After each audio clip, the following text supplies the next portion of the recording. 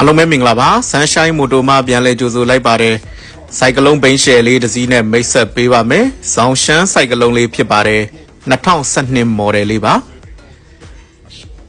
ရုပ်ထွက်လေးတန်ပါသေးတယ်ဘိန်းတစ်စီးလုံးကတော့ Orsay Orgaba Or Sticker နဲ့ Or ပတ်လေဘိန်းလေးပဲဖြစ်ပါတယ်ရှစ်တာယာ90ရာခိုင်နှုန်းလောက်ကျန်ပါမယ်အင်ဂျင် CEO စိန်ကင်းပါမယ်အင်ဂျင်လုံးဝငြိမ်ပါမယ်စတက်မီလိုင်းတွေအကုန်ကောင်းပါတယ်ကာဘာဆေးသားလေးတွေလှပါသေးတယ်အော်ဆေးအော်ကာဘာလေးတွေဖြစ်ပါတယ်နောက်တာရလဲ90ရာခိုင်နှုန်းလောက်ကျန်ပါသေးတယ်မန်းလိုင်စင်21ရပ်ပလက်နဲ့လာပါမယ်တက်တန်းက2026 6လပိုင်းထိကျန်ပါမယ်ဒီဘိန်းလေးကိုရောင်းချပေးမဲ့ဈေးနှုန်းကတော့320နဲ့8000ဖြစ်ပါတယ်53ဘီလန်133 134ကျမန္တလေးစက်မှု1 Sunshine Motor မှာလာရောက်ကြည့်ရှုဝယ်ယူအားပေးနိုင်ပါတယ်အားလုံးကိုကျေးဇူးတင်ပါတယ်